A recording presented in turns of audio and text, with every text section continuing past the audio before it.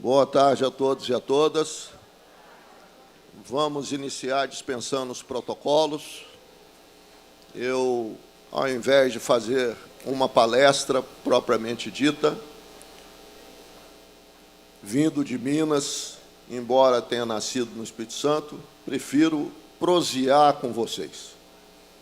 Vamos fazer uma prosa sobre o tema da sustentabilidade. Tem outras figuras ilustres aqui, professor Henrique Lobo, esses darão aula, porque vivem e estão preparados para esse momento. Então, eu quero saudar a todos, agradecer o convite dos organizadores, do Elias, pela oportunidade desse evento, saudar também o Antônio Robert, meu amigo aqui de Linhares, liderança do setor agropecuário capixaba, o nosso companheiro que deve estar por aqui, o Carlos, que foi membro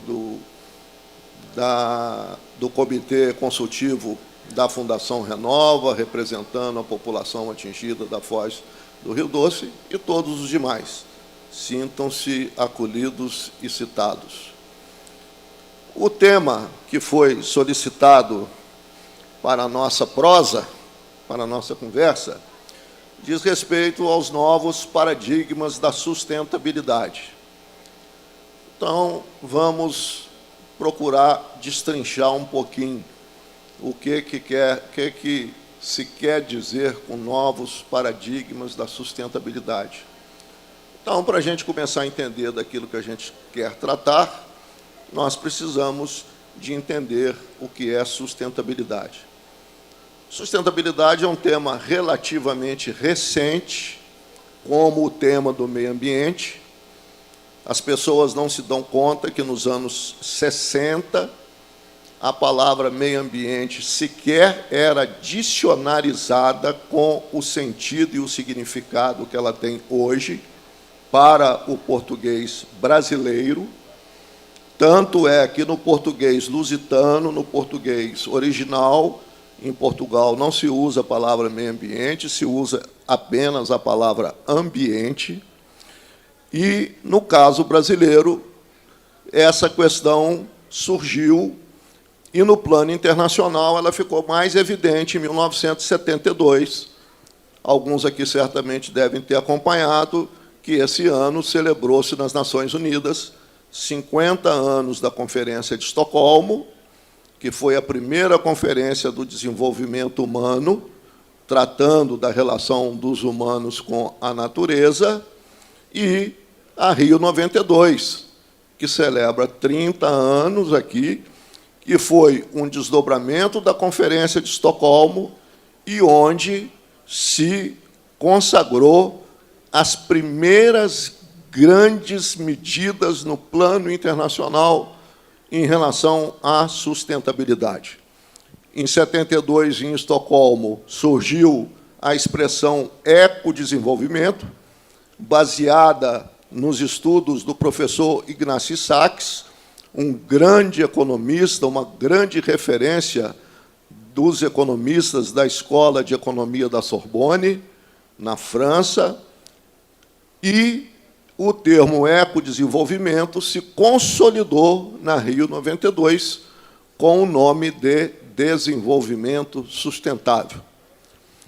Ora, então, o primeiro paradigma da sustentabilidade, ele diz respeito às mudanças conceituais, às mudanças dos marcos teóricos relativamente ao processo de desenvolvimento.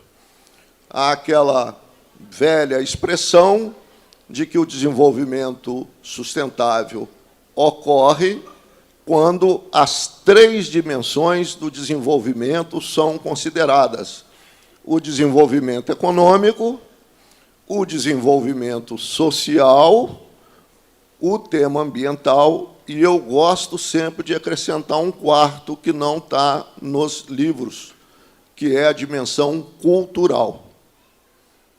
Nenhuma sociedade faz mudanças de longo prazo sem mudar cultura, sem mudar mentalidade. Então, eu, por iniciativa própria, gosto de acrescentar esse quarto e, às vezes, até acrescento um quinto, que é a questão institucional, derivado da formulação das políticas públicas e de governança. Mas vamos ficar nesses temas. Ora, o que é o desenvolvimento sustentável? Nós podemos entender o desenvolvimento sustentável com o nome de desenvolvimento duradouro. Aliás, na tradução para a língua francesa, é desenvolvimento durável. Não é apenas sustentável, o desenvolvimento durável, duradouro no tempo. E o desenvolvimento, para ser duradouro no tempo, ele não pode ser um desenvolvimento baseado na degradação do meio ambiente e no uso predatório dos recursos naturais, renováveis ou não renováveis. Porque o desenvolvimento predatório, vocês vão concordar comigo, é um desenvolvimento autofágico. Porque o desenvolvimento predatório é aquele que produz uma prosperidade falsa. Porque o desenvolvimento que não é capaz de assegurar a prosperidade das gerações futuras, o desenvolvimento que não for capaz de assegurar a mesma prosperidade para os nossos filhos e para os nossos netos, o desenvolvimento que não for capaz de permitir que as gerações seguintes possam gozar das mesmas condições de vida das gerações que as antecederam, não pode ser chamado de desenvolvimento sustentável. Ora, o desenvolvimento predatório não interessa a ninguém. Feito essas considerações, eu tenho certeza que todos vamos convergir no sentido de que o desenvolvimento predatório, aquele que destrói os recursos da natureza, aquele que não assegura a prosperidade futura das pessoas, não é um bom desenvolvimento. E, se é assim, por que a gente continua assistindo tantos conflitos em torno do conceito e das iniciativas de promover o desenvolvimento? Essas são questões sobre as quais nós precisamos refletir. Eu gosto sempre de dar um exemplo. Aqui mesmo, nesse ambiente. Porque a gente se esquece que o planeta Terra é super vulnerável. Por questões culturais, lembrem-se que eu mencionei a questão cultural como uma das dimensões do desenvolvimento sustentável. Por quê? Porque a crise ambiental que nós vivemos, ela decorre de duas percepções equivocadas da civilização contemporânea em relação à natureza, de dimensão cultural. Por força da cultura dominante, sobretudo no Ocidente, nós vivemos dois grandes mitos civilizatórios que têm a ver com os paradigmas da sustentabilidade. O primeiro grande mito, o mito da inesgotabilidade dos recursos da natureza, principalmente em países de dimensão continental e riquíssimos em recursos naturais como o Brasil. Gerações inteiras, a nossa geração, a minha geração, nós fomos criados com o falso conceito da inesgotabilidade dos recursos da natureza. Era como se nunca fosse acabar, que nós poderíamos utilizar os recursos da maneira mais abundante possível, da maneira mais predatória possível, e isso não teria consequência. Qual o primeiro resultado do mito da inesgotabilidade dos recursos da natureza? A cultura do desperdício. Essa é uma cultura arraigada. Nós desperdiçamos, porque se não é limitado, nós desperdiçamos recursos. Então, criamos a cultura do desperdício. E, simultaneamente, estabelecemos uma relação perdulária dos humanos com a natureza. Essa é outra questão central quando nós falamos de novos paradigmas para a sustentabilidade e o desenvolvimento sustentável. E ainda temos um segundo mito, civilizatório, cultural, esse muito reforçado pelas religiões monoteístas. E aqui eu não estou emitindo juízo de valor, porque eu sou cristão. Então, não se trata, não estou fazendo juízo de valor sobre nenhum tipo de religião. Mas temos um mito civilizatório, que é o mito da hegemonia dos humanos sobre a natureza. Esse, para mim, o mais complexo e o mais difícil de ser resolvido, porque nós fomos criados com a ideia de que nós pairamos sobre o planeta. Nós fomos criados com a ideia de que tudo que está no planeta e foi feito está à disposição dos humanos, como se os humanos existissem à parte. Não. Nós somos parte do planeta. Nós, os humanos, somos parte da imensa teia da vida que existe no planeta Terra. Os humanos não sobrevivem sem os demais seres vivos, das plantas e dos animais. E não sobrevive sem o meio físico que o cerca, principalmente os recursos naturais não renováveis. É disso que nós temos que falar, é disso que se trata. Então, nós não temos hegemonia nenhuma, nós não somos dono do planeta, nós não somos dono da natureza, nós somos parte da natureza, nós somos parte do planeta. Então, é em torno dessas verdades que nós precisamos de refazer os caminhos em relação ao futuro.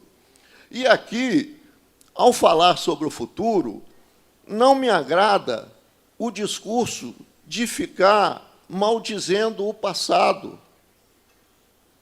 Não adianta maldizer o passado. Não adianta maldizer os problemas. É um traço da nossa cultura brasileira. Nós gostamos imensamente de reunir as nossas energias para maldizer os problemas, quando o que nós precisamos, enquanto sociedade e comunidade organizada, é nos reunir e reunir as nossas energias em busca das soluções, independentemente das escolhas ideológicas, políticas, religiosas e qualquer outra que possa existir, colocar o bem comum em primeiro lugar. Isso é sustentabilidade. Isso é falar de desenvolvimento sustentável. E também não podemos deixar de mencionar, não podemos ignorar, que nós vivemos num planeta frágil. O planeta Terra é o lar dos humanos, é o nosso lar. A nossa casa é o nosso lar, a casa dos nossos familiares é o lar dos nossos familiares, a casa dos nossos amigos é o lar dos nossos amigos, e o planeta é o lar dos seres humanos, dos homens e mulheres que o habitam.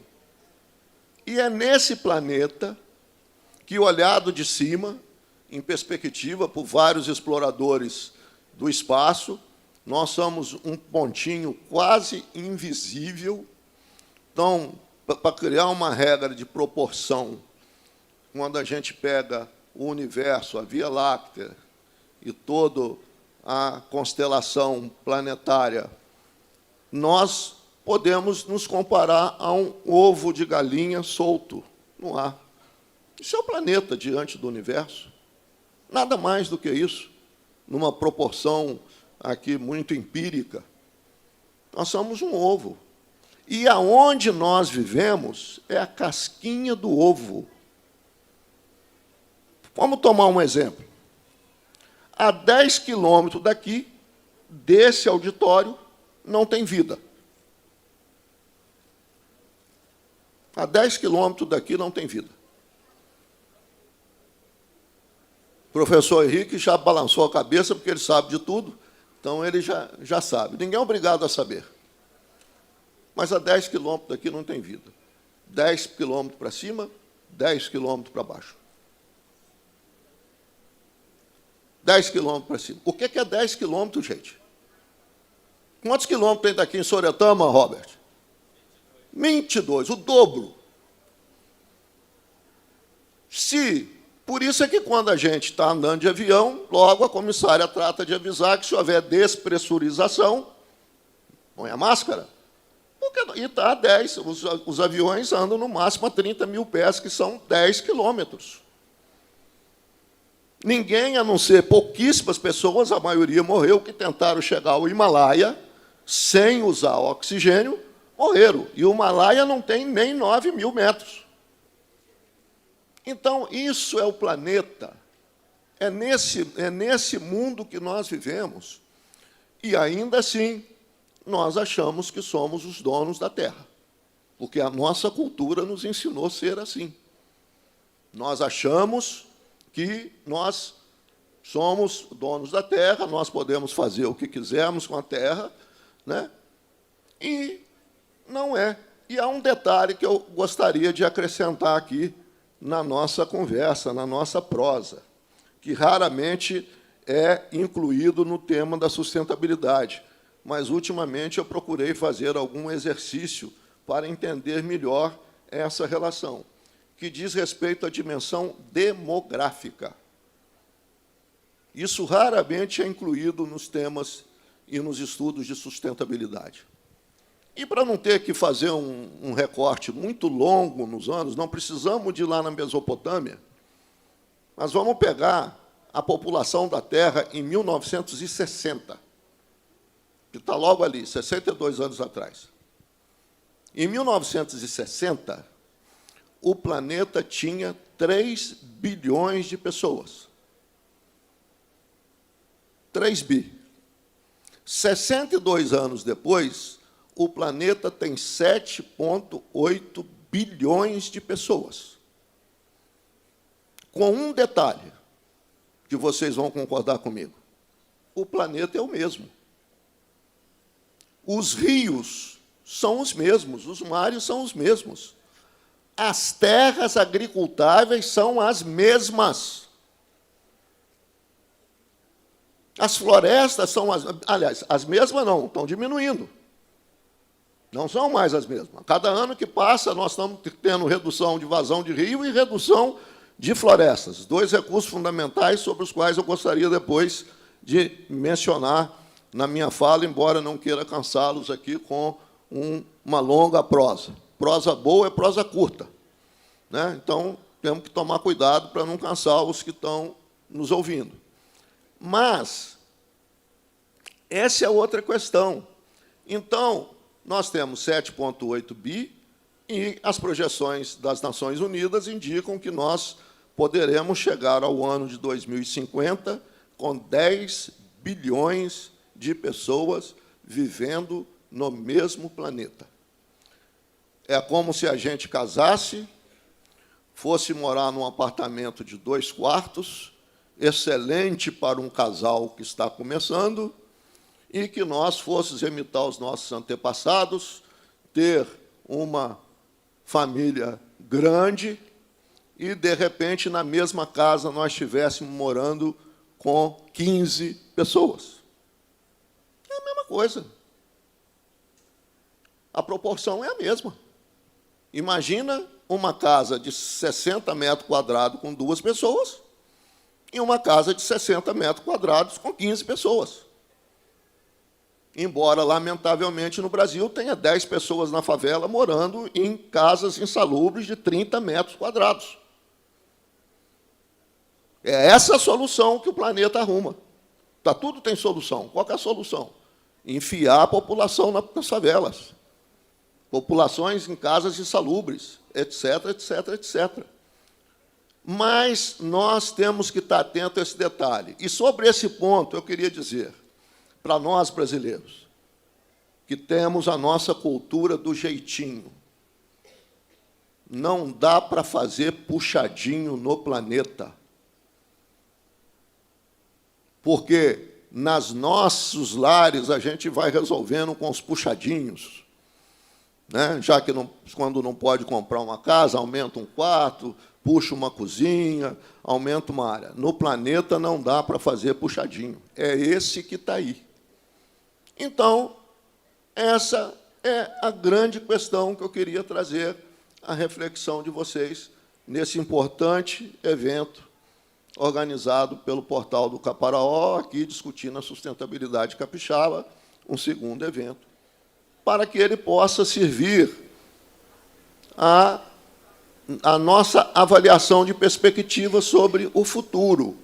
Então, fica claro, sem jamais pretender ser catastrofista, eu não conseguiria, sou uma pessoa otimista por natureza, eu tenho que crer, né, que os próprios humanos saberão encontrar alternativas para superação dessa realidade que nós estamos mencionando, que nós não vamos chegar a uma catástrofe total e absoluta. Mas há questões também que nós não podemos ignorar. E não as falo com o desejo de criar qualquer tipo de visão catastrofista. Mas, por exemplo, durante a vida do universo, do planeta Terra, quem melhor pode falar sobre isso aqui é o professor Henrique Lobo, nós já tivemos 5 grandes extinções. Não seria ingênuo achar que não terá a sexta? Será que nós vamos ficar na 5ª? Será que nós vamos, todo mundo que conhece a evolução de Darwin, a lei da evolução, será que nós vamos ser ingênuos de achar que nós estamos na última etapa da evolução? Vamos acreditar que estamos na última etapa da evolução? Que uma nova etapa não virá? Veja como era o homem da caverna, veja como o homem é hoje. E aí, o tema das mudanças climáticas, embora polêmico para alguns, ele aponta que nós vamos ter mudanças, só que mudanças de dimensão geológicas. O tempo geológico não tem nada a ver com o nosso tempo. O tempo geológico é medido em milhões de anos. Então, quando nós consideramos a nossa relação com o planeta e o tempo geológico, nós vivemos nos segundos da prorrogação do segundo tempo. É nessa faixinha que nós passamos a nossa existência, quando nós falamos do tempo geológico. Então, se uma mudança geológica está a caminho, e mudança geológica não acontece em décadas, nem em séculos, elas são profundamente demoradas, uma coisa é certa, que já vem sendo debatida em relação às mudanças climáticas, que é 2 grandes questões. A mitigação, que é um tema fundamental da sustentabilidade, e a adaptação. Nós, principalmente a geração que vai nos suceder, vai ter que se adaptar para viver de outra forma. E aí, eu gostaria de citar um dos objetivos do desenvolvimento sustentável das Nações Unidas, que diz respeito a uma questão essencial da sustentabilidade nesse século. Porque, na minha opinião, por tudo que nós estamos conversando aqui, esse século terá que ser o século das mudanças de paradigmas. Nós tivemos grandes momentos de mudança de paradigma na história da humanidade. Para ficar apenas no Ocidente, nós tivemos as grandes mudanças provocadas pela era dos descobrimentos, que mudou, inclusive, a configuração geopolítica e geográfica de todo o Ocidente. Eu gosto de dizer que a escola de Sagres esteve para o século XVI, como a NASA está para o século XXI. Os portugueses e espanhóis descobrindo o mundo e a NASA descobrindo outros planetas. E também é uma solução que pode ser apontada. Quando eu falei que novas tecnologias, né, e novas situações podem surgir, nós não podemos descartar a prospecção que se faz de novos planetas em torno do universo. Mas o que eu queria enfatizar em relação ao momento que nós estamos, ao me referir aos Objetivos de Desenvolvimento Sustentável das Nações Unidas, da denominada Agenda 2030, é falar dos padrões de produção e consumo. Esse, certamente, quando a gente fala de adaptação às mudanças climáticas, de mitigação às mudanças climáticas, nós não vamos fazer isso sem mudar os padrões de produção e consumo. Vamos precisar de produzir com tecnologias poupadoras de recursos naturais. Não é mais possível pensar um modelo de desenvolvimento de produção que use predatoriamente os recursos naturais e que desperdice recursos. Ao chegar aqui, numa pré-conversa com Antônio Roberti, ele me dava notícia daquilo que é possível já fazer, que já é possível fazer hoje. Fazer aquicultura, fazer piscicultura, recirculando 100% a água. Isso já são tecnologias que estão disponíveis. Isso é a adaptação e mitigação.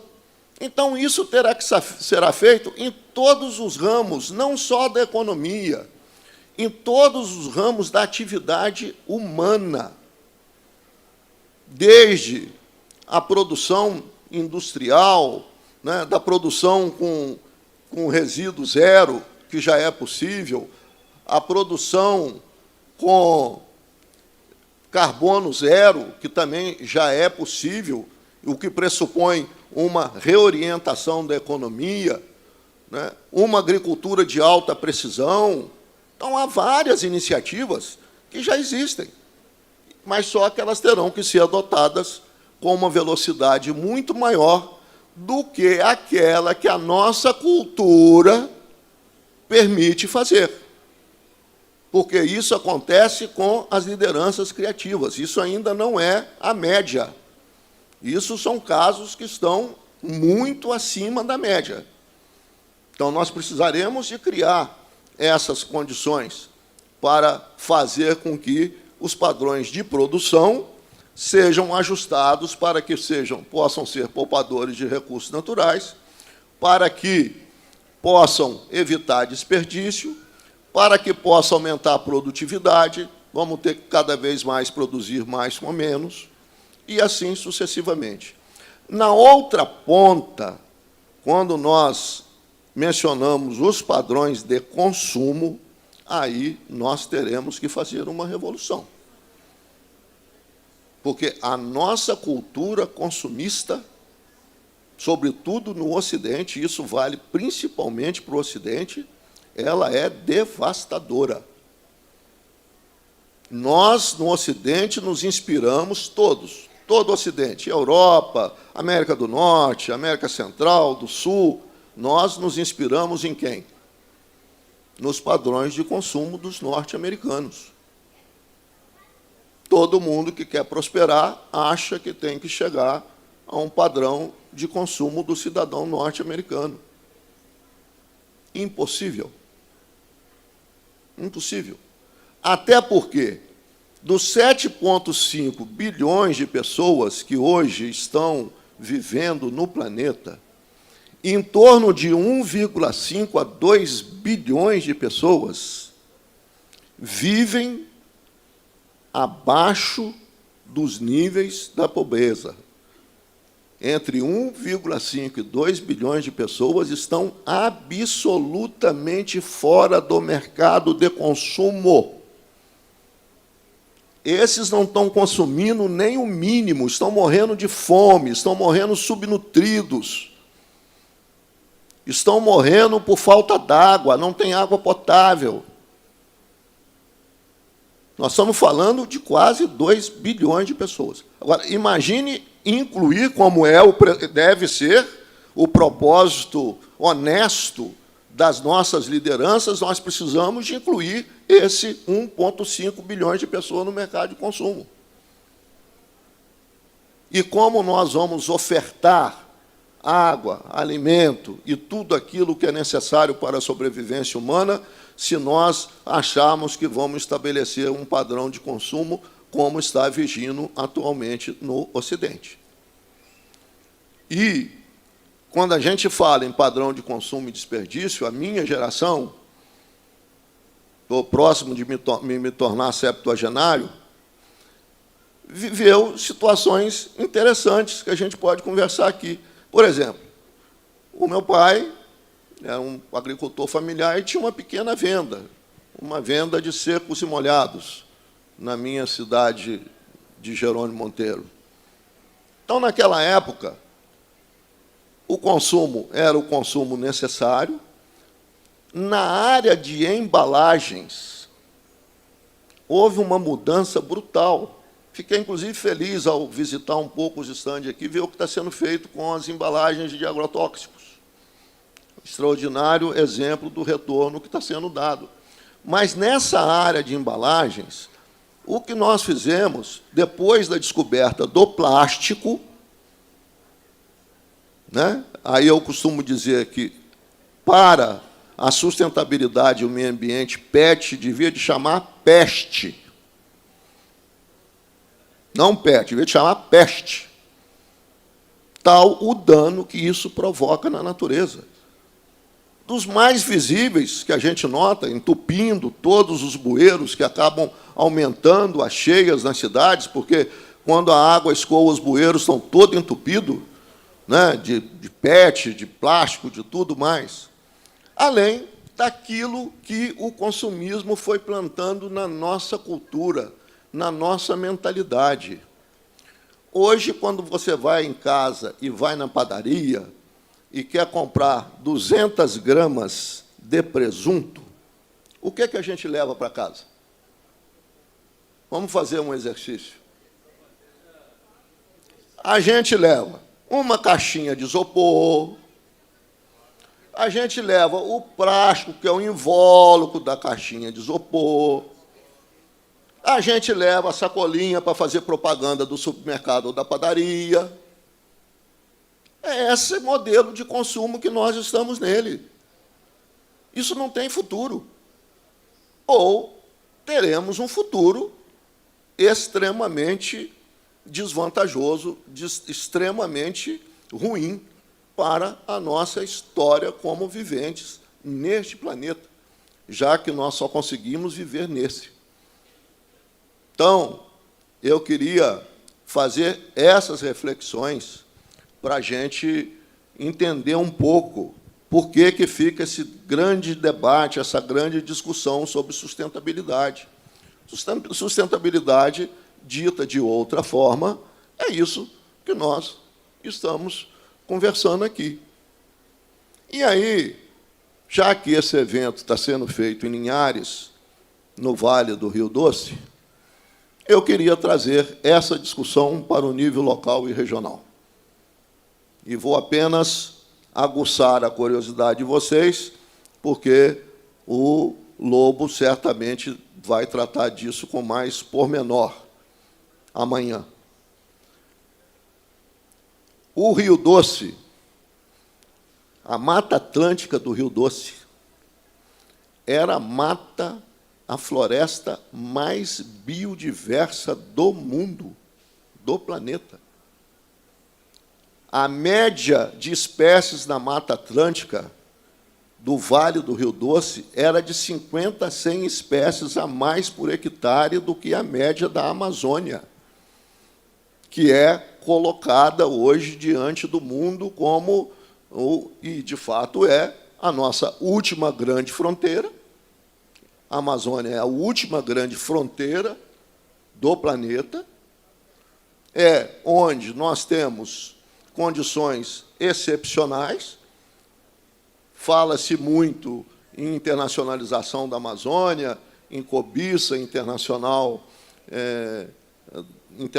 sobre a Amazônia. Eu não seria ingênuo de dizer que não existe, mas não adianta usar isso, o mais grave de dizer que há cobiça internacional sobre a Amazônia, é usar isso como pretexto para continuar destruindo a Amazônia. Essa que é a questão. Então, se há uma cobiça internacional sobre a Amazônia, eu ousaria dizer que, e não estou me referindo a um governo especificamente, estou me referindo ao papel do Estado Nacional brasileiro na sua obrigação de proteger a Amazônia. E, nesse aspecto, a nossa omissão em proteger a Amazônia é muito mais grave em relação à soberania nacional sobre aquele vasto território do que eventuais cobiças internacionais. É a nossa omissão.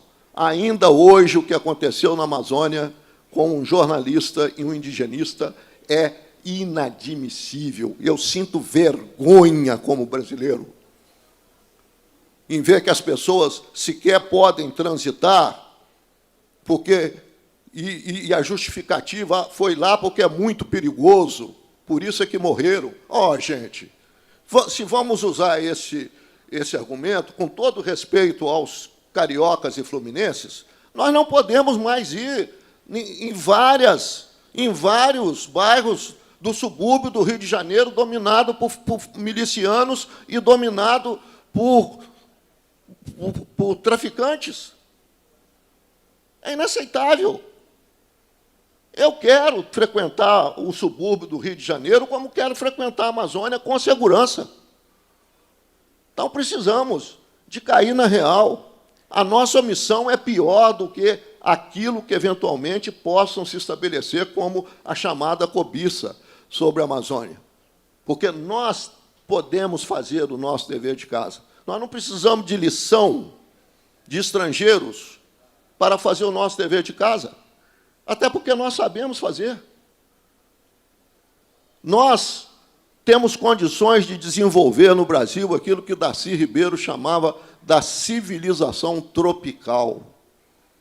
Todos os países desenvolvidos do mundo são temperados, quase todos. Nós temos todas as condições de ser a civilização tropical mais avançada do mundo em todas as épocas. Por que não fazê-lo? Por que ficar nesse lenga-lenga, nesse fla-flu, nessa disputa histérica? Sinceramente, uma disputa histérica, improdutiva, que não conduz a soluções dos problemas. Então, é preciso colocar o país no rumo da sustentabilidade.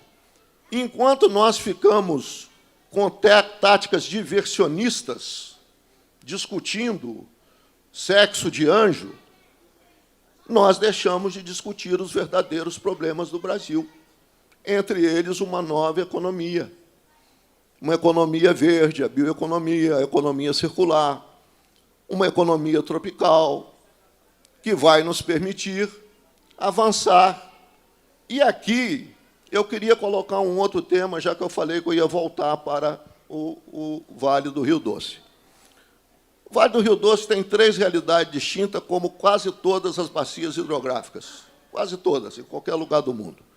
O alto curso tem uma realidade, o médio curso tem outra e o baixo tem outra. No caso do Rio Doce, nós temos o alto curso do rio marcado pela mineração, inclusive a tragédia que o Rio Doce viveu e que vocês foram impactados tem a ver com essa realidade da mineração no alto curso, mas que tem importância econômica e social, também não pode ser dito de outra forma.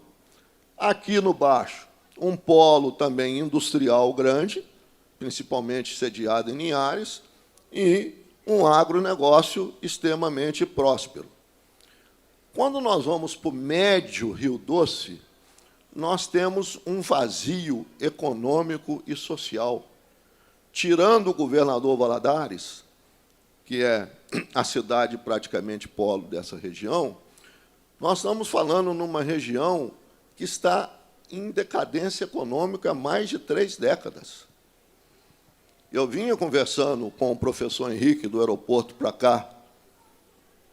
Em 1940 e 50, o Porto de Vitória foi o maior exportador de madeira do mundo, madeira em tora.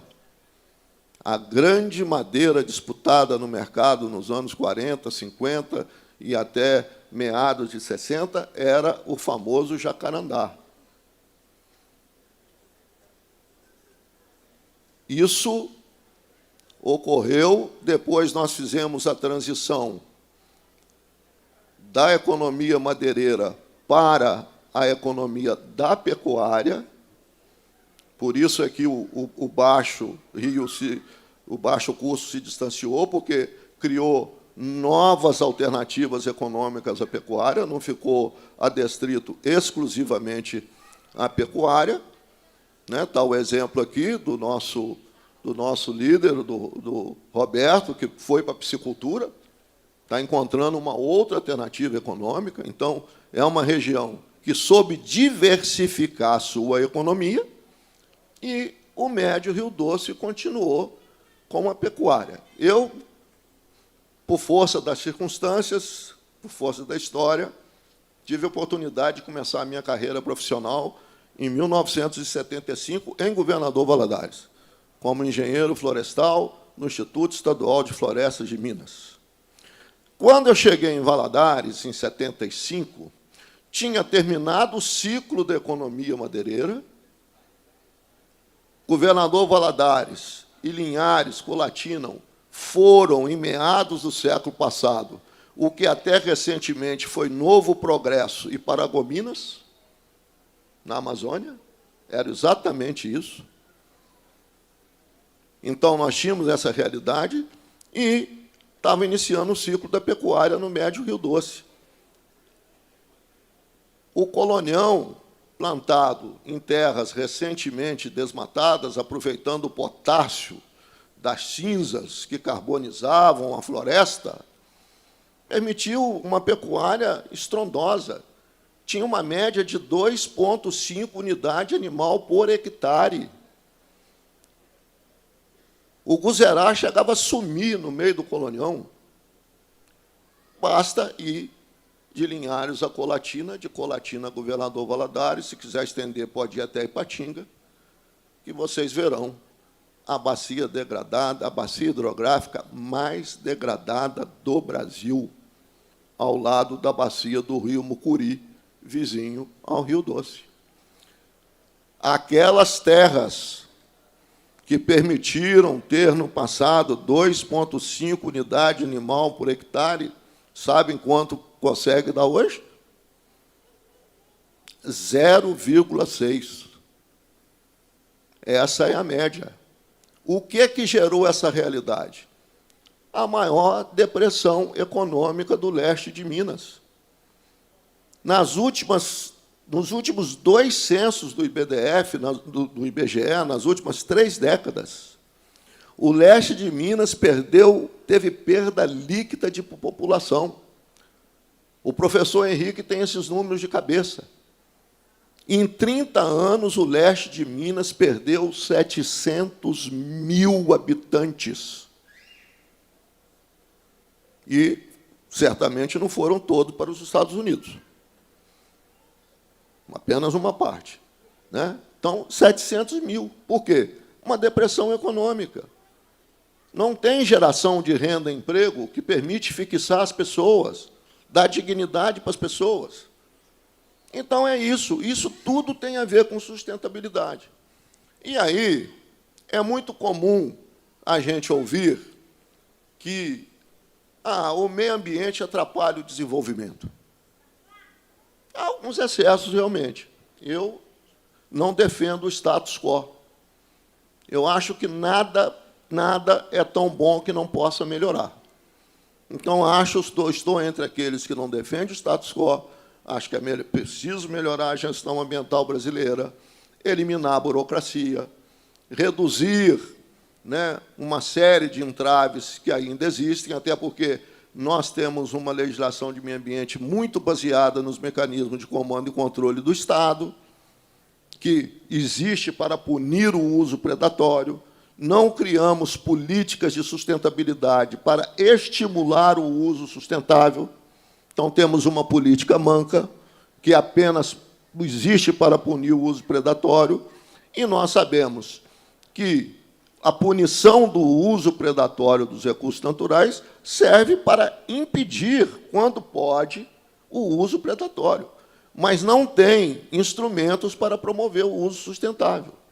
Então, nós precisamos desse novo ciclo da sustentabilidade e da política de meio ambiente no Brasil. Mas, voltando, então, ao médio doce, 0,6 unidade animal por hectare. Por que eu estou citando isso? Porque eu tenho o prazer de dar uma consultoria para a Fundação Renova nos programas de restauração florestal, nessa área. E, para estabelecer os programas de restauração florestal, foi criado um instrumento de pagamento por serviços ambientais, que hoje está na ordem de R$ 292 por hectare. Aí as pessoas perguntam, mas de onde vem 292? Isso é aleatório? Isso é cabalístico? Isso foi tirado de onde? Eu vou lhes dizer. R$ 292 por hectare é o que um proprietário rural ganha com 0,6 unidade animal na sua propriedade por hectare. Então, se ele for um latifundiário que tiver 1.000 hectares de terra, ele vai ganhar R$ 292 mil por ano. Vai ter uma renda razoável. Mas não é essa a realidade. Então, qual que é o reflexo disso? Depressão econômica, uma perda extraordinária do leste de Minas em termos geopolítico, e isso que nós estamos falando no Médio Rio Doce, para concluir, porque eu já me excedi o tempo que foi solicitado, eu queria dar um exemplo agora aqui do lado capixaba. Quero falar do noroeste do Espírito Santo. Todo mundo tem acompanhado, né, que o noroeste do Espírito Santo passou a ter uma escassez crônica de recursos hídricos. Não é mais uma escassez atípica, temporal, uma escassez crônica de recursos hídricos. O noroeste do Espírito Santo é hoje a região com o maior déficit hídrico do sudeste brasileiro. E por quê? Porque nós não tivemos os cuidados necessários no passado para conservar as florestas que estão associadas à produção de águas, principalmente as florestas das regiões de recarga hídrica. A gente normalmente pensa muito na floresta que está na margem do rio.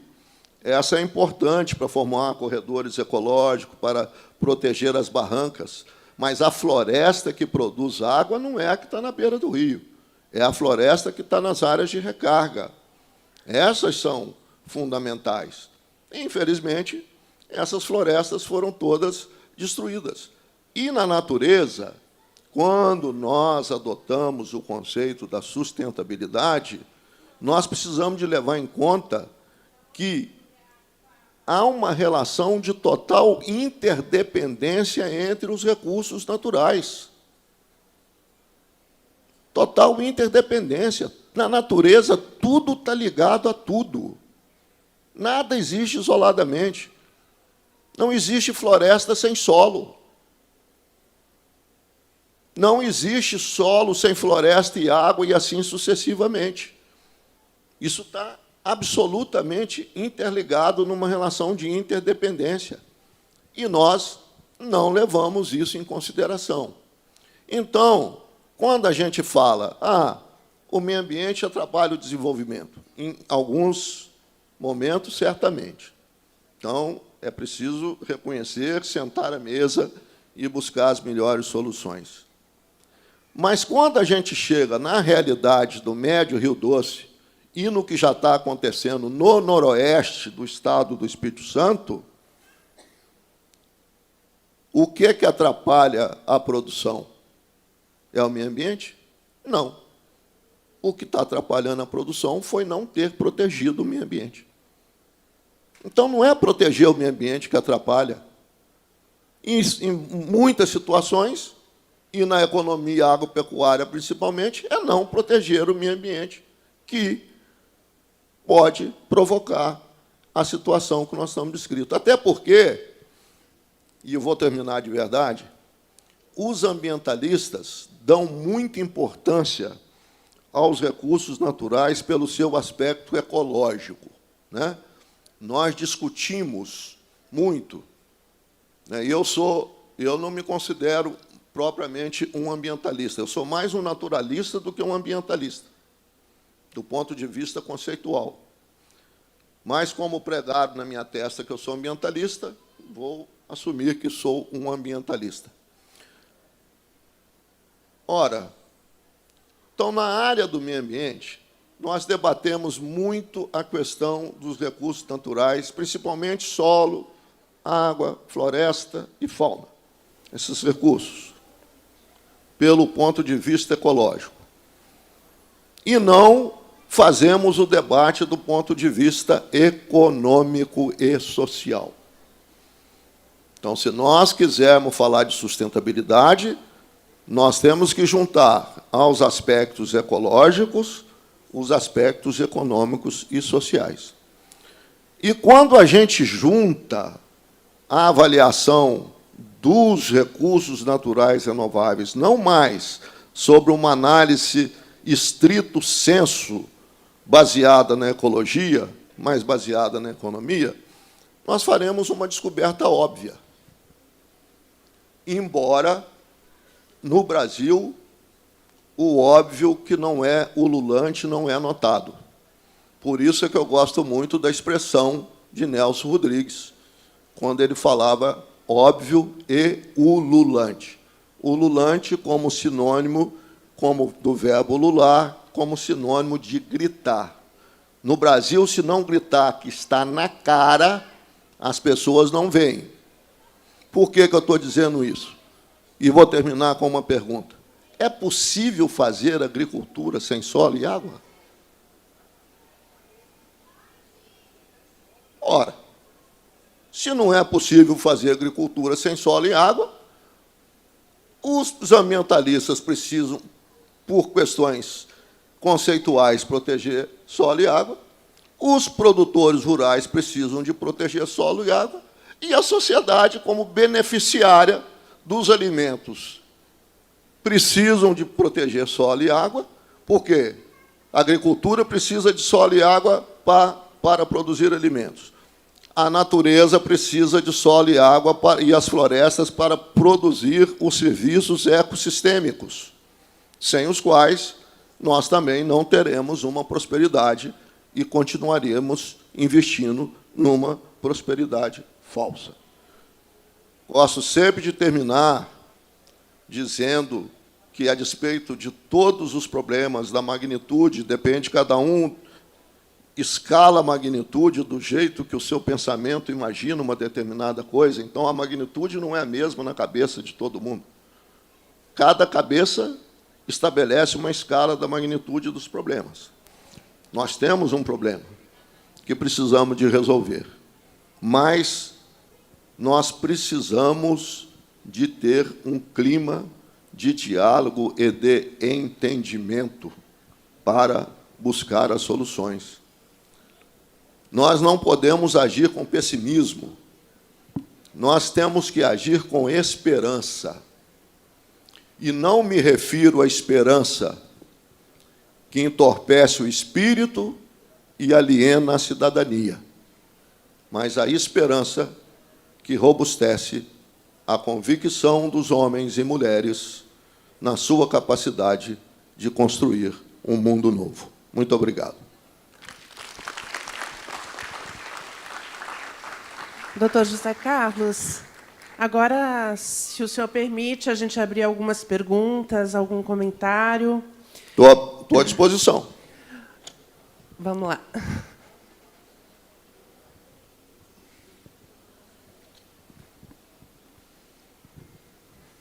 Boa noite a todos.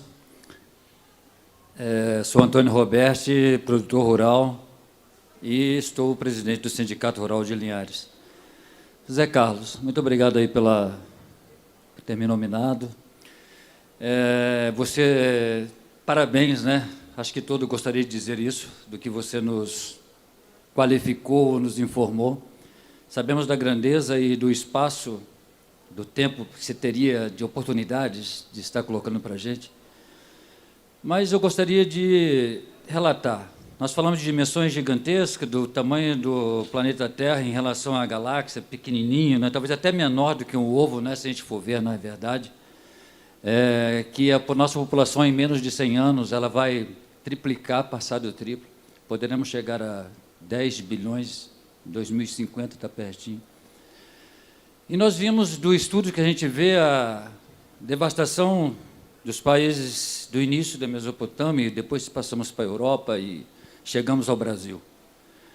E de dados, de pesquisas, de estudos, levantamentos, diz que o Brasil possui acima de 65%, diz que pode chegar a 67% das áreas naturais preservadas.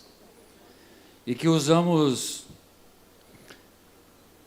23% no total da produção agrícola e 8%, isso incluindo a pecuária, nessa área de dimensão, como você colocou, de 0,6 animais por hectare. Mas na área da produção de grãos, 8%, acho, né, que está escrito isso. A pergunta seria, na opinião do Zé Carlos, ou em toda a sua história de viagens a esse redor do mundo, o Brasil está sustentável ou caminha para a sustentabilidade, e o Brasil pode ser a suprir a alimentação mundial? Seria mais ou menos alguma coisa nesse sentido. E muito obrigado. Agradeço a pergunta, Antônio. Na verdade, eu vou começar do fim para o começo. Vou já dizendo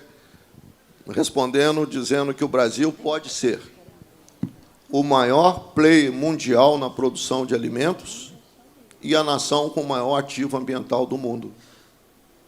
Essas questões não são excludentes.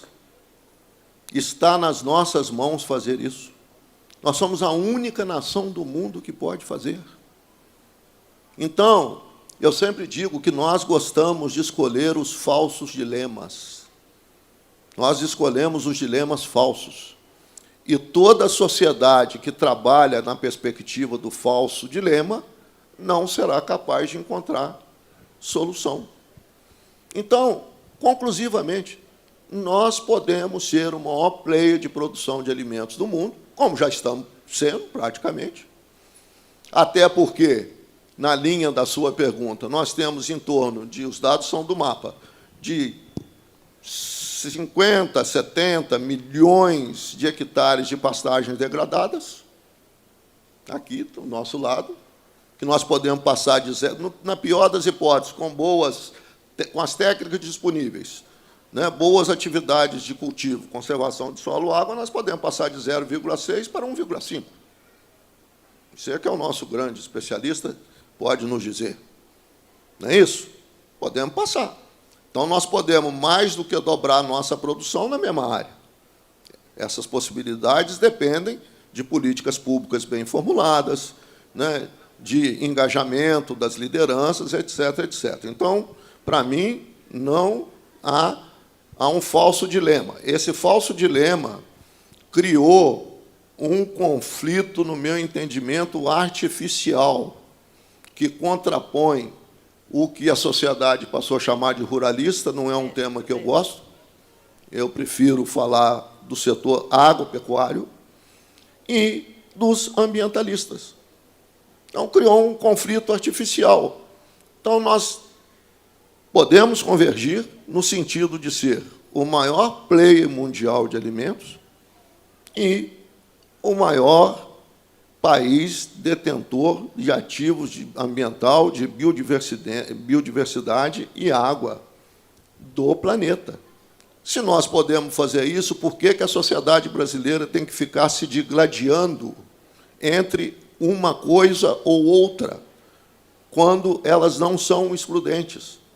É isso que eu acho que está precisando no Brasil, lideranças com respeitabilidade, que sejam capazes de colocar isso na mesa e construir uma grande convergência.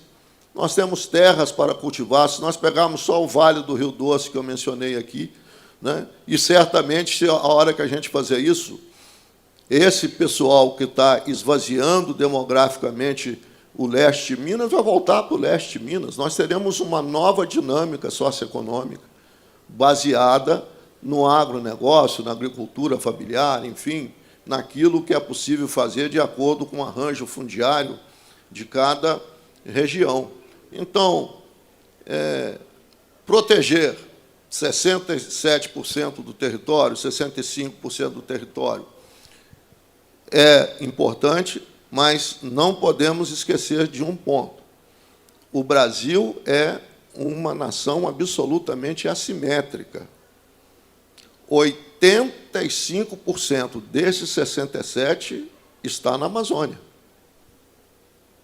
Então, vamos tratar as coisas com realismo, para a gente poder construir, né? Aliás, é muito comum a gente ouvir comentário de que vamos continuar desmatando aqui porque os europeus ficam enchendo o saco, desculpem a expressão, porque já destruíram tudo lá e agora quer que a gente conserve aqui. Falso. Eles destruíram no século XIX. Eles já voltaram a ter 1/3 ou mais em alguns países. Eles já têm, veja bem, os europeus já têm mais cobertura florestal do que o Brasil tem na Mata Atlântica.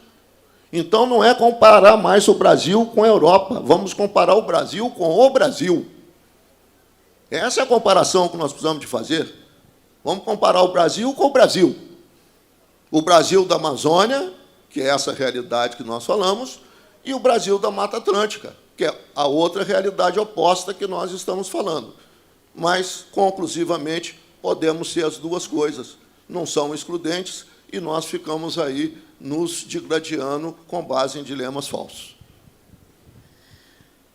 Olha, chega a dar um frio assim no estômago, né? Porque é tanta informação e a cabeça fica girando, né, Roberto? Mas eu acho o seguinte, primeiro vai dar trabalho demais para os nossos jornalistas, né? Alessandra e Fernanda, porque é tanto conteúdo para a gente desdobrar para sustentabilidade capixaba, é isso. A gente está com esse grupo aqui, mas isso depois vai ser desdobrado em matérias, discussões, ok. E eu agora estou falando como jornalista da Conexão Safra. E a gente acompanha muito de perto a lida do produtor rural aqui do Estado. E eu concordo com tudo que o senhor falou. Nós somos um grande player.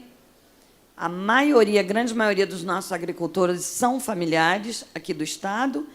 E a água esquenta, o sapo pula mesmo, não tem jeito. Café Conilon está conseguindo, com muita pesquisa, ser resistente ao clima, né? E aí os municípios já estão começando um pouco atrasados, mas em conservação de água e solo, e mexe daqui, mexe dali, vai aumentando a produção em áreas menores. Isso não tem dúvida de que em muito pouco tempo a gente vai ser o player mundial e ponto. Acabou. Isso daí muito em função do agricultor brasileiro, né? Ninguém está jogando aqui para perder. Sujeito pequenininho, Zé Carlos, você sabe disso. O cara lá do Caparaó, ele já entendeu que ele vai fazer café arábica e vai ganhar X pela saca e o café de qualidade vezes 10. E está fazendo e bota a família toda. A gente sabe, na comunidade Pedra Menina, por exemplo, os meninos, os filhos, os netos dos produtores fazendo o curso de inglês, porque daqui a pouco eles não querem mais que tenha atravessador, intermediário. Não, eu quero vender o café da minha família. Eu que quero vender, beleza. Quer falar direto da Bolsa de Chicago. Ah, ué, que história de bolsa é essa? Outro dia eu fui falar, abri minha boca para falar em bolsa, o nego olhou assim para mim, opa! Não, não tem nada a ver. Aí a minha pergunta é exatamente o oposto disso tudo. A solução não está no lixo? Será que não é essa coisa da gente pensar invertido mesmo? A gente vai consumir mais, a gente vai cada vez pensar mais como o norte-americano, não vai ter jeito, e esse monte de fast food aí, enfim. E a gente vai continuar produzindo mais, e vai ter mais demanda. Será que não é no descarte que está a questão toda? Bom, eu respondi parcialmente quando eu falei que, ao mudar os padrões de produção, na linha que você menciona, você vai produzir menos resíduo. Então, vamos pegar resíduo, né? Então, você já tem tecnologias poupadoras de água, você já tem tecnologias de lixo zero em muitas empresas. Em muitas empresas, você já recircula 100% da água, muitas, né?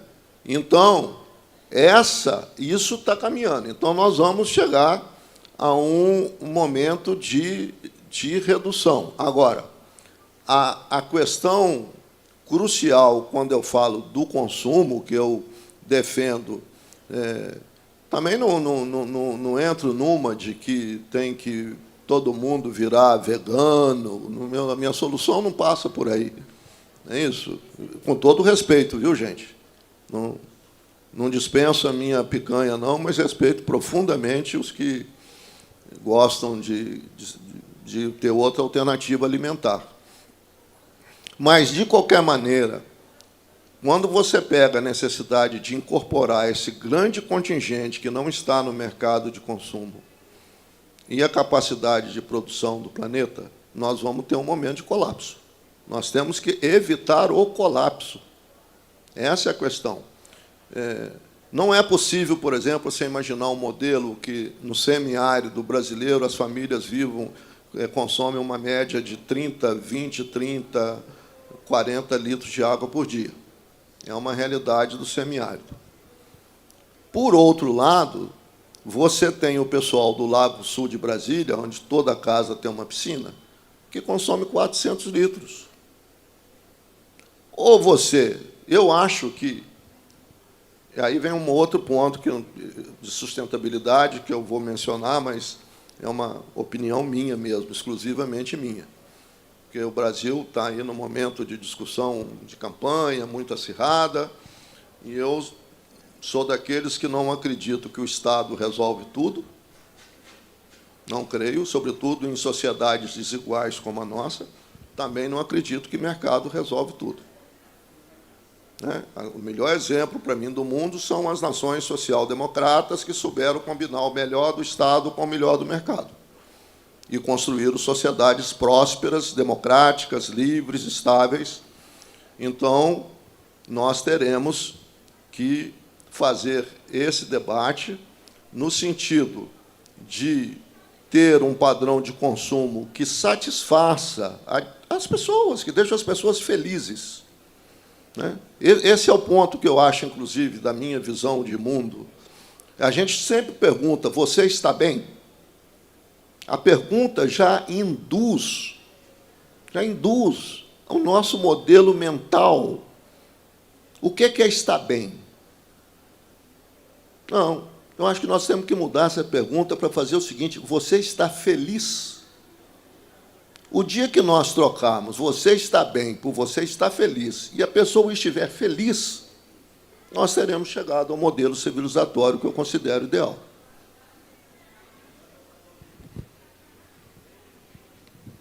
Obrigado, Cátia. Doutor Zé Carlos, me permite falar sentado, e se o senhor quiser sentar também. Não. Acho que a gente está indo bem aqui.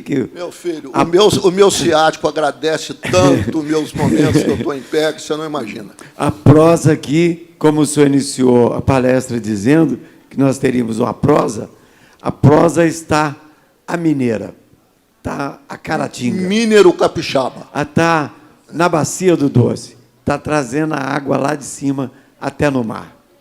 E eu queria puxar para a água, para o assunto da água. O Antônio Robert puxou a sardinha para o lado dele, foi para o lado da produtividade da agricultura. A Cátia puxou a sardinha para o lado dela e foi para o lado do reuso, essa história de tentar manter a riqueza, o consumo. Ela defendeu, de uma certa forma, o modelo de consumo, mas achando uma alternativa para você pagar o pecado depois. Comete o crime, faz o pecado, mas acha um jeito de pagar para a gente poder continuar sobrevivendo nessa casca do ovo. Porque só tem uma casquinha. Quando o senhor fala que tem um ovo, eu quase acredito, mas eu sei que só tem uma casquinha. O miolo do ovo já era. Nós não vivemos lá dentro, né? Para fora do ovo, saiu da casquinha, também não dá para viver. Então, eu fico aqui, puxar para o meu lado. E a água nessa história toda? Vamos lá. A gente tem, na Bacia do Doce, inúmeros afluentes ao longo dos seus 800 quilômetros, mais de 800 quilômetros, inúmeros nascentes, mas a água cada vez chega menos no mar. Cada vez menos ela tem força para empurrar o mar. Cada vez mais o mar está dizendo: ó, eu vou subir o morro, eu vou te tomar, eu vou te domar. E cada vez ele está entrando mais. Exemplo de São Mateus, que hoje, o Quicaré, o mar já entra quase 50 quilômetros rio adentro. Já está chegando na cidade de São Mateus. O pessoal já está tomando água saloba, porque não tem como tirar mais água. E isso não é novidade, no Brasil inteiro está acontecendo. Aliás, boa parte do mundo. Como a gente faz para conviver com o que o Antônio Roberto deseja, eu tenho certeza, que é o bem-estar do produtor rural, como que a Cátia anseia, que é a gente chegar ao padrão americano de consumo e conviver ambientalmente com essa escassez da água e cada vez com mais dificuldade de fazer essa água correr. Ciente o senhor de que muitos dos rios do mundo já não chegam mais no mar. Como viver com isso? Bom, aí está uma questão complexa. Vamos tentar. Aí tem que debulhar a espiga do milho, né, Robert? Né, Elias? Vamos ver, Pedro Paulo. Mas eu acho o seguinte: primeiro, padrão americano de consumo. Nem eles mesmos estão conseguindo manter o padrão. Os Estados Unidos está entrando numa era de decadência. E é histórico, é do ciclo da história. No século passado, o protagonismo foi da Inglaterra, da Rainha Vitória, né? Os ingleses não viam o sol nascer, era o sol direto, não tinha poente nem nascente. Então, é uma realidade. Eu acho que os próprios americanos estão, tanto é que está uma crise nos Estados Unidos, inflação alta, dificuldade, então, não creio. Então, não acredito que esse vai ser o padrão dominante até meados do século. Né? Não acredito que esse vai ser. Mas você toca num tema crucial. E aí me permito fazer aproveitar a sua pergunta para fazer uma mini palestra. Por quê? O tema das mudanças climáticas, vocês são jornalistas, está dominando completamente o debate. Foi para a agenda internacional, começou em Davos, no início desse ano, né, pela primeira vez, o grande capital internacional colocou meio ambiente na agenda, foi uma grande novidade. Depois, o G7 e o G20, as principais lideranças políticas do mundo, colocaram a questão das mudanças climáticas na agenda. O próprio Biden, na campanha, colocou o tema das mudanças climáticas. É evidente que é um problema que está posto, merece atenção, mas eu vejo isso com uma ponta de restrição. Não em relação ao problema das mudanças climáticas, mas em relação a uma comunicação com a sociedade. Porque o protagonismo absoluto dado aos temas das mudanças climáticas tiraram dois temas fundamentais da sobrevivência humana. Não tiraram, deixaram na marginalidade, deixaram no limbo dois temas fundamentais para a sobrevivência humana: água e biodiversidade. São dois temas fundamentais que vocês podem perceber que a mídia já passou a tratar de maneira superficial, porque todo o debate está concentrado em mudanças climáticas. Então, é evidente que isso que nós estamos falando, você está falando da intrusão salina, né, das chamadas línguas salinas, que no São Francisco já é de 20 quilômetros. O mar já adentrou a calha do Rio São Francisco 20 quilômetros. A gente nunca pode esquecer que, antes da tragédia de Mariana, o Rio Doce era um filete chegando no Atlântico. Entendeu? Então, veja bem, os exemplos estão aí. É aquilo que eu falei do óbvio ululante. Precisa de gritar que está na cara, porque está na cara e as pessoas não veem. Então, nós temos que fazer o quê?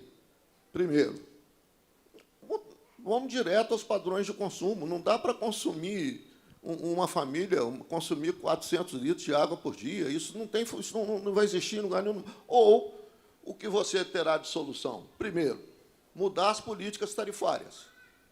Tarifar progressivamente. Primeiro, tarifar progressivamente. Criar uma tarifa social para os mais pobres e, a partir daí, consumiu mais, paga mais. Porque você cria de cara um impedimento. Segundo, você tem que imaginar a gestão de água de uma maneira diferenciada. Por isso que essa pergunta me permite um exemplo que eu considero fundamental. Quando a gente vê o debate, eu que acompanho diretamente as coisas do Espírito Santo, né, porque continuo vinculado ao Estado, mantenho, inclusive, a minha residência lá em Jerônimo Monteiro, então, sempre que posso, estou circulando por aí. Quando você pega, que houve a grande crise aqui do noroeste do Espírito Santo, qual que é a principal demanda? O que as lideranças pedem para resolver o problema de água? O que as lideranças pedem? Barragem. Represa. Ok? Então, vamos no óbvio ululante. A água não nasce em reservatório. A água não nasce em represa. A água não nasce em barragem. Aí começa a equação.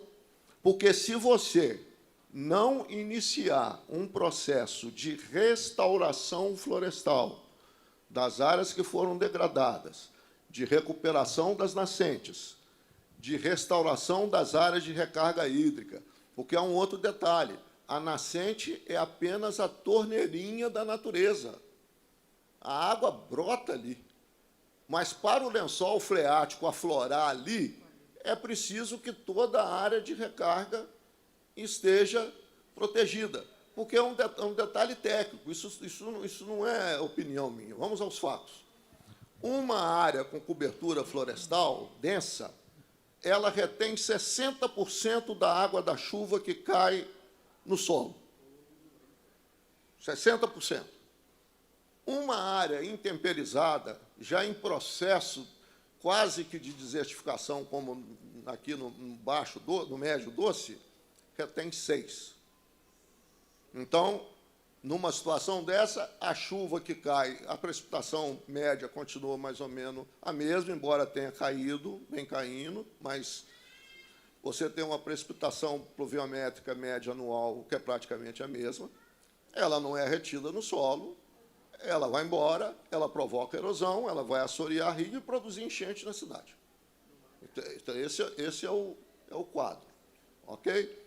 Então, você tem que restaurar, fazer restauração dessas áreas, recompor, e um outro detalhe, isso eu estou falando de reservação de água.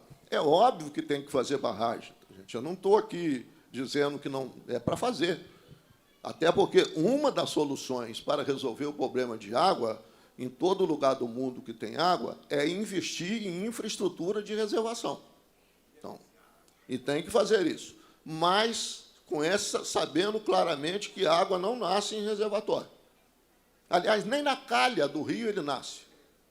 Quando houve o problema do Rio Doce, que me procuraram, deu uma primeira entrevista num programa que tinha na época no canal da Globo News, era o seguinte: o Rio Doce acabou. O Rio Doce morreu, ou vai morrer.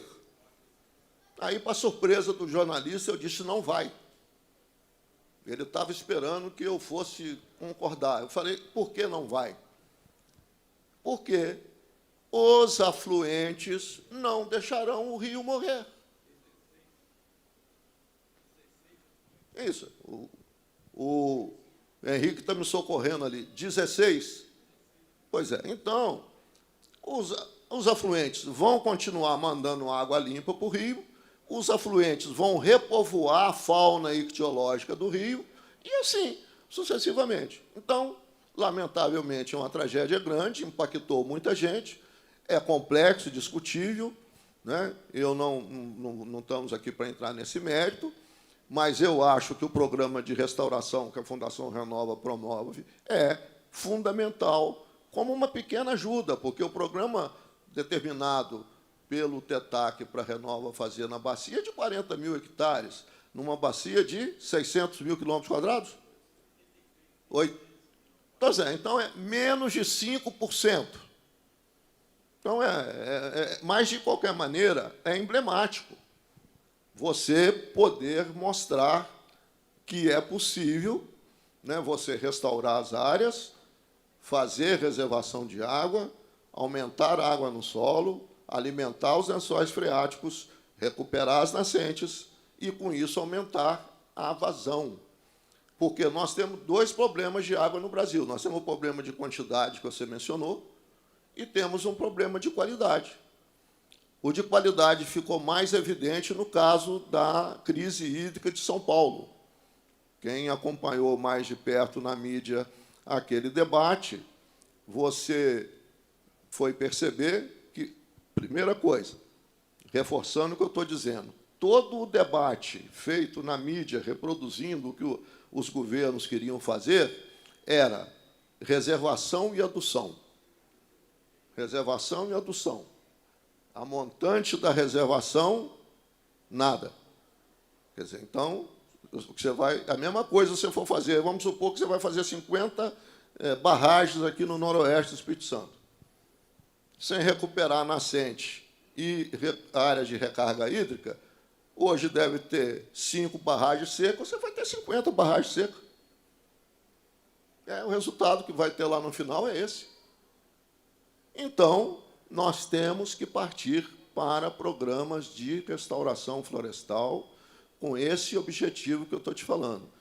Reter água no solo, alimentar lençol freático, recuperar a nascente. E, quando falamos de mudanças climáticas, a árvore tem um outro detalhe, que agora começa a ser citado. Uma árvore de porte médio, aliás, esse número está variando tanto ultimamente, porque aí, de repente, todo mundo que acha que entende do assunto, né, Henrique? Mas eu gosto sempre de subestimar, para não cometer o equívoco da fake news. Então, uma árvore média, de porte médio, ela emite na atmosfera, na forma de vapor, 200 litros de água por dia. Na Amazônia, pode chegar a 500. Por que a Amazônia é os chamados rios voadores? Porque aquilo lá é uma bomba natural jogando água. Isso acontece nos trópicos. Isso só é possível. O Brasil foi abençoado por Deus. Nós é que estamos virando descrente. Porque essa é uma questão. Então, ela joga na atmosfera na forma de vapor, em estado gasoso. O que essa água vai formar? Nuvens. O que é nuvem? A água em estado gasoso. Quando ela precipita, ela vira chuva, cai no solo. Se o solo tiver nas condições que nós falamos, ela será 60% retida. Se não tiver, vai dar enchente, assoreamento e vai para o mar, sem utilidade para as pessoas. Ministro, eu quero vamos dar uma viajada até o Caparaó. Né? Você, quando ministro, abriu o Parque Nacional do Caparaó pelo lado do Espírito Santo, visando um futuro. Hoje, eu não sei se você tem ido lá, mas Pedra Menina, por exemplo, está virando o que eles chamam de pedra azul. Você olha de cima, já tem um monte de clareira absurdamente sem controle, né? E eu pergunto, o que fazer? Né? Quando você abriu ali, o que você pensou? O que poderia ser o Caparaó? O que seria a região do Caparaó, que é a maior cobertura florestal nossa? Uma caixa d'água, né? 3 afluentes nascendo. Quer dizer, o que fazer para você conseguir unir o desenvolvimento econômico com o turismo e também a sustentabilidade? Elias, sua pergunta me permite fazer um registro. Sua pergunta me permite fazer um registro. Tem uma torneira de água do seu Caparaó chegando aqui no Atlântico através do Rio Doce, Rio Zé Pedro. Então, está vendo como é que a geografia é interessante? Olha o que faz a geografia. Né? Então, aqui nós temos não é uma torneirinha qualquer, não, é uma torneira bem razoável. Que é o Rio Zé Pedro, que é o principal afluente do Rio Manhuaçu. Então, tem águas do Caparaó. Aliás, o Caparaó é uma tríplice vertente. Aquilo ali aquilo é uma joia. Eu sou suspeito, porque eu adoro o Caparaó. O Caparaó verte para o Rio Doce, verte para o Itapimirim e verte para o Itabapuana. Então, você tem 3 vertentes no Caparaó. Águas do Caparaó chegam no Atlântico por 3 caminhos diferentes. Olha como a natureza é caprichosa. 3 caminhos diferentes. Mas, respondendo conclusivamente sua pergunta, eu acho que aí, e também eu não quero emitir juízo de valor, mas é um registro que faço com empenho, é preciso ter mais zelo com o uso e ocupação do solo no Brasil. E não é só o Caparaó. As notícias que a gente tem, Pedra Azul, Santa Teresa, Caparaó, a especulação imobiliária, não vamos confundir de desenvolvimento urbano, que é fundamental. Por isso é que, no meu entendimento, nesse ponto eu sou radical. Tem que fazer um plano diretor, fazer uma moratória. Quem tem, quem não tem, não faz mais. Faz um plano diretor, estabelece regras de uso e ocupação eu estou falando em áreas nobres como essa, não estou falando, isso não é para o território inteiro, mas dentro de um território tem áreas que são especiais, como as que nós estamos falando aqui, né? Santa Teresa, Pedra Azul e Caparaó. Então, tem que ter um plano diretor a ser obedecido, aí a autoridade municipal e estadual tem que agir com rigor, porque, senão, nós vamos para o caos, e o caos é rápido. Né? A gente comprando e comprando sítio, e fazendo casa, e depois o cara faz retaliação da chácara, leva o primo, leva o irmão, leva não sei mais quem, um lugar que era para ter uma casa passa a ter 10 casas, e quando a gente vê, a desordem está instalada. Eu costumo sempre falar uma coisa que eu repito aqui. No Brasil, o caos urbano está totalmente associado à desordem ambiental. Então, temos que ter disciplina na ocupação do solo urbano. Se ficar deixando que as coisas funcionem pela lei da inércia, nós vamos perder a nossa joia. Vamos perder. Então, é a hora das autoridades municipais e estadual agir, porque depois que a porta está arrebentada, não adianta chamar o delegado. Oi.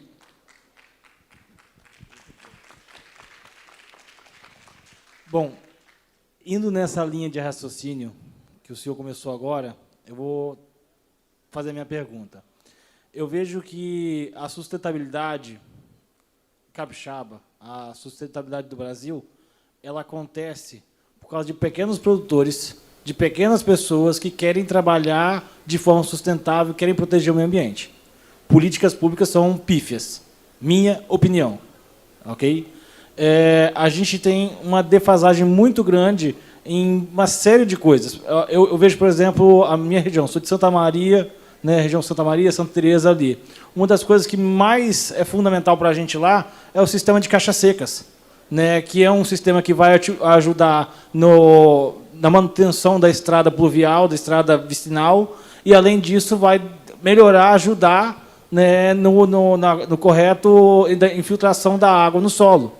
Não é uma prática tão importante como o senhor colocou aqui, né, do reflorestamento dessas áreas, mas já era algo que devia ser feito. Né? Então, a gente tem não se acontece isso. Então, o senhor, como já foi ministro, já esteve na pasta, na minha visão, uma das pastas mais importantes para o nosso país, considerando toda a nossa riqueza natural, né? Você considera que o principal gargalo para a sustentabilidade realmente existir de fato são políticas públicas? E o Brasil tem potencial para isso? Bom, respondendo conclusivamente a sua pergunta, eu acho o seguinte: a questão da sustentabilidade é tão importante que ela extrapola as fronteiras do Estado nacional para situar-se no seio da sociedade, na esfera da cidadania. Isso tem que caminhar de maneira absolutamente junta. Políticas públicas são fundamentais, como indutoras. Né? O Brasil, no caso nosso, já que você colocou essa questão, eu, em passant, fiz um comentário. Eu digo que nós temos uma política de meio ambiente muito baseada nos mecanismos de comando e controle do Estado, políticas públicas para punir, para o uso predatório, para punir a degradação, e não temos políticas públicas na linha do seu raciocínio.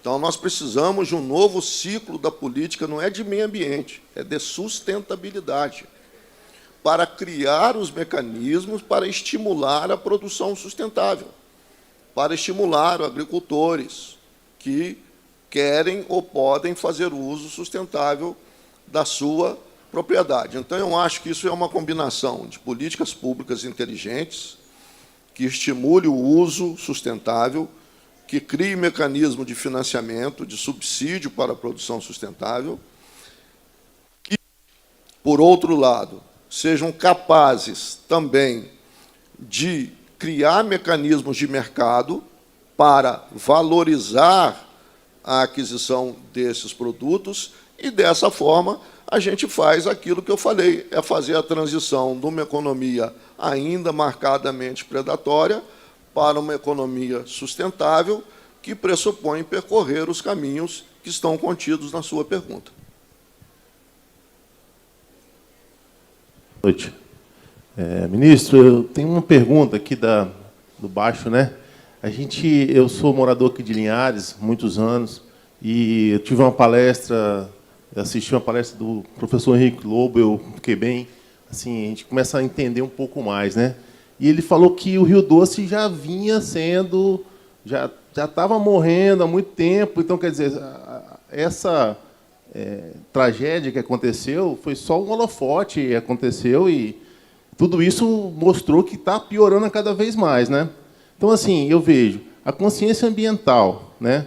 A consciência ambiental não só, vamos botar assim, dos políticos, mas de toda a população.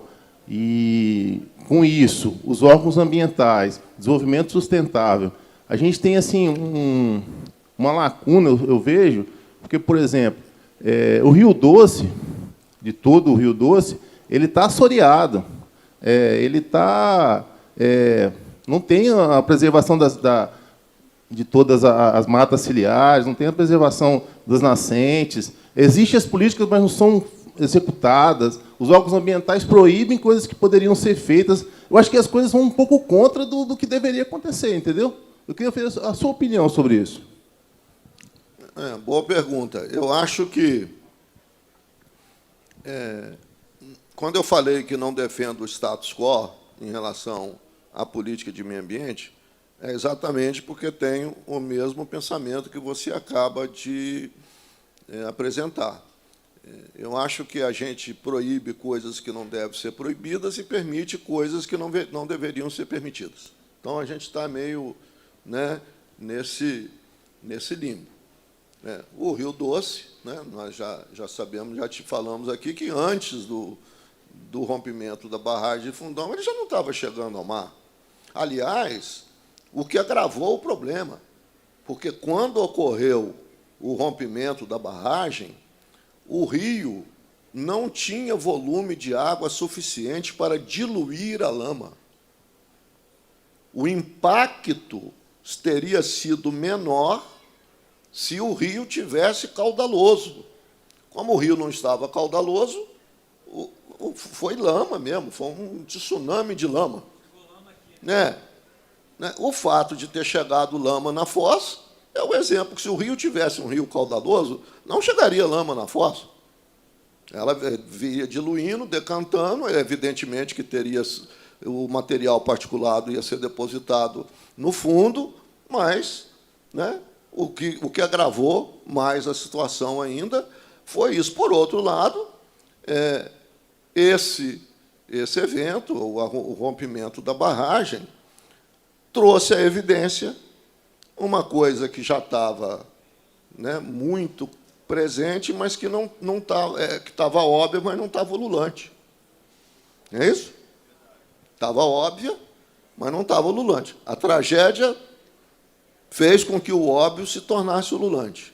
Então, a bacia do Rio Doce tem uma localização geográfica privilegiada, né? Ela tem condições de ser restauradas, é uma bacia que precisa de maiores cuidados, assim como o Vale do Mucuri, aqui próximo, porque é uma região onde nós podemos aumentar infinitamente a nossa produção, principalmente a produção agropecuária, outras alternativas de uso da terra, reflorestamento, restauração, produção de madeira com finalidade econômica, enfim, há um cardápio de soluções que podem ser adotados, mas, para isso, é fundamental que haja políticas públicas bem concebidas e interesse em implementá-las. Esse é um ponto. O Brasil é especialista em criar lei. Nós somos uma sociedade bacharelesca, né? Nada contra os advogados que possam estar conosco. Nós achamos que resolvemos todos os problemas com normas, com uma lei, com um decreto, com uma portaria, né, pública. Vamos, por exemplo, dar um exemplo na sua linha aqui. Recentemente, o Brasil, em janeiro, o presidente sancionou a lei que institui a Política Nacional de Pagamento por Serviços Ambientais. Tem 20 anos que eu vinha defendendo e venho defendendo essa iniciativa, para poder criar a outra perna da sustentabilidade que eu mencionei. Não basta punir o uso predatório, você tem que ter instrumentos para estimular o uso sustentável. Mas, no Brasil, quase todas as nossas leis pecam por falta de instrumento de implementação.